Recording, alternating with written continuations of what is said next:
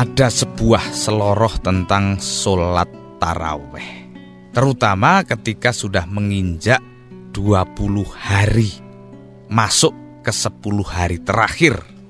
Sholat taraweh di masjid dan di musola-musola itu disebut oleh penyeloroh ini sebagai ada kemajuan. Jadi softnya makin maju. Yang semula sampai belakang, lalu cuman menjadi tengah saja. Makin hari makin seperempat, makin hari hanya di barisan depan saja. Dan itulah bagi penyeloroh yang lain disebut juga dengan sebutan lain. Di soft-soft depan yang berjalan, yang berkuat sampai akhir, itulah orang-orang yang disebut masuk semifinal dan masuk final. Sekarang apa sebetulnya yang terjadi dengan masjid yang softnya makin maju, makin mendekati lebaran ini? Saya curiga memang ada sebab kecil-kecil yang banyak, tetapi ada sebuah sebab besar yang tunggal sifatnya, tunggal namanya, yakni lebaran itulah. Puasa dan lebaran itu di Indonesia sudah kepalang bermatra ganda. Satu sisi matra itu bernama privat, individual, yang sangat pribadi gitu. Peribadatan yang setiap peribadatan itu wilayahnya pasti sangat pribadi. Tetapi karena kepribadian itu berlangsung kolektif, nah kolektivitas inilah yang kemudian bermatra komunal alias sosial. Nah, puasa menjadi gabungan yang sangat strategis antara dua matra itu.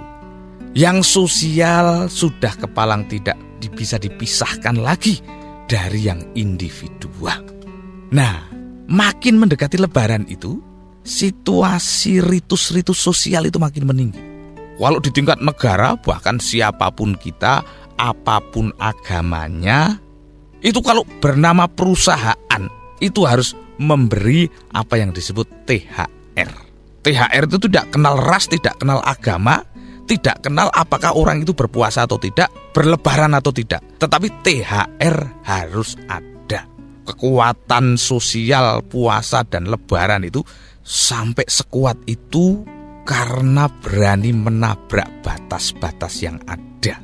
Mudik itu peristiwa gegap gempita yang diselenggarakan secara besar-besaran dengan pemicu peribadatan yang privat ini.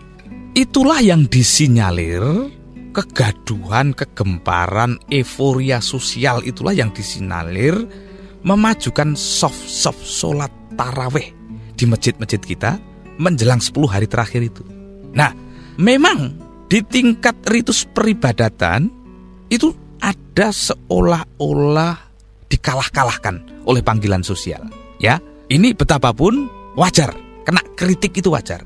Tetapi yang sosial dan yang individual itu di dalam lebaran dan puasa ini sudah kawin, sudah pacaran lalu kawin demikian mesranya.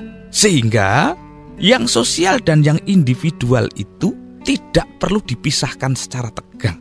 Karena percaya saja, orang-orang yang tidak berangkat ke masjid itu, meskipun berangkat masjid lebih diutamakan ya, itu di rumah bukan berarti tidak sholat taraweh. Hanya mereka sebagian atau setengah siklus hidupnya itu sudah terpanggil untuk mempersiapkan mudik, untuk menghitung baju lebaran, untuk mengatur sumbangan. Loh, itu di dalam konteks yang lain juga peribadatan yang luar biasa, bantuannya atau kontribusinya bagi dinamika sosial. Jadi kemajuan di soft-soft masjid itu tidak selalu harus ditatap secara kecil hati.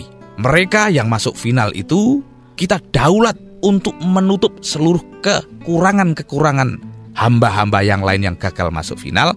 Karena hamba-hamba yang lemah ini sedang diperintahkan untuk mendinamisir persoalan sosial yang juga sangat kita butuhkan.